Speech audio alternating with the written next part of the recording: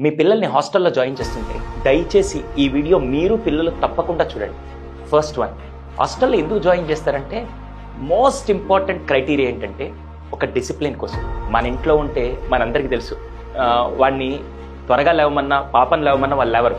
కానీ అక్కడ ఖచ్చితంగా లేవాలనే రూల్ ఉన్నప్పుడు దయచేసి వాళ్ళకే తెలియకుండా, అది 6 o'clock 5 o'clock వాళ్ళే తెలియకుండా ఒక రొటీన్లో అలారం అవసరం లేదు, వార్డెన్స్ లేపుతూ ఉండి కొన్ని రోజుల తర్వాత 5 o'clock వాళ్ళే నిద్ర లేవడం అనే ఒక రొటీన్ స్టార్ట్ అవుతూ ఉంటుంది. ఎప్పుడైతే రొటీన్ స్టార్ట్ అవుతుందో మనం కూడా ఇప్పుడు రొటీన్కి టైంకి ఈ టైం నిద్రపోతాం, ఈ టైంకి లేస్తాను ఒక రొటీన్ ఎలా ఉంటుందో అది వాళ్ళకి తెలియకుండా మెంటల్గా ఫిజికల్గా వాళ్ళని స్ట్రాంగ్ చేస్తుంది. ఇది ఫస్ట్ పాయింట్.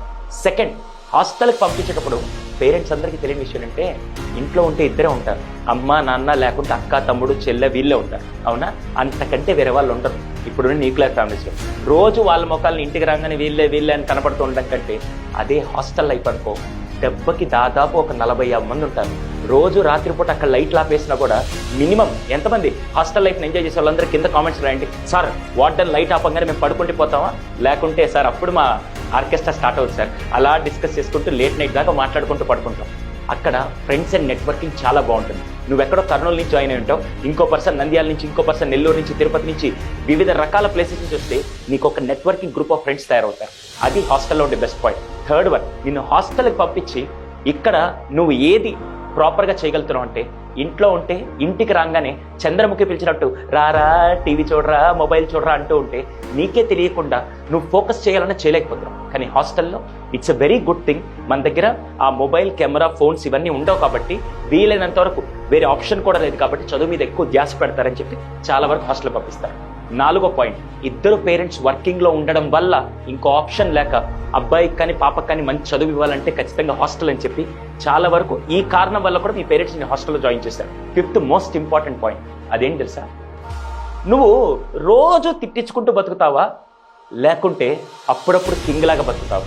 అదేంటి సార్ రోజు తిట్టించుకుంటూ? అవును, రోజు ఇంట్లో ఉన్నావు అనుకో, అమ్మ నువ్వు ఫోన్ చూసినప్పుడల్లా ఎప్పుడు ఫోనేనా, ఏమి నీకు అర్థం కాదు చెప్తే అని చెప్పి రోజు అమ్మ తిడుతూ ఉంటే నువ్వు రివర్స్ తిట్లాకి ఇలా అనుకుంటూ ఉండడం కంటే అదే హాస్టల్కి వెళ్ళావు అనుకో, ఎవ్రీ 2 monthsకో 3 monthsకో నువ్వు వచ్చినప్పుడు నువ్వు అడగకుండా నా అమ్మ బిర్యానీ చేసి పెడుతుంది, నువ్వు అడగకుండా నేను నాన్న సినిమాకి తీసుకెళ్తాడు, నువ్వు అడగకుండా నా నాన్నకి కావాల్సిన ఫుడ్ అంతా కొనిపిస్తూ ఉంటే 2 నెలలు నువ్వు హాస్టల్లో ఉంటావు, 10 రోజులు నువ్వు కింగ్లా పడుతావు. అలా అప్పుడప్పుడు వచ్చే ఆ లవ్ కూడా చాలా బాగుంటుంది. ఇది కూడా మీకు హాస్టల్ లైఫ్ చాలా డిఫరెంట్గా బాగుంటుంది. అంటే నేను ఇప్పుడు హాస్టల్ లైఫ్ని ఎంకరేజ్ చేస్తూ కాదు, ఎవరైతే ఇప్పుడు స్కూల్ స్టార్ట్ అయ్యి హాస్టల్కి వెళ్తున్నారో దయచేసి గో విత్ పాజిటివ్ మైండ్. అంతేగాని అదేదో మిమ్మల్ని జైల్లోకి వెళ్తున్నట్టు మా అమ్మ నన్ను అక్కడ బాగా ఎంజాయ్ చేస్తారు సార్ అని అనుకోకుండా just go and develop a positive attitude. అక్కడికి వెళ్ళిన తర్వాత ఇంకా అక్కడ కల్చరల్ యాక్టివిటీస్ మీకు ఎక్కువ టైం దొరుకుతుంది మీ మీద మీరు సెల్ఫ్ ఫోకస్ చేయడానికి.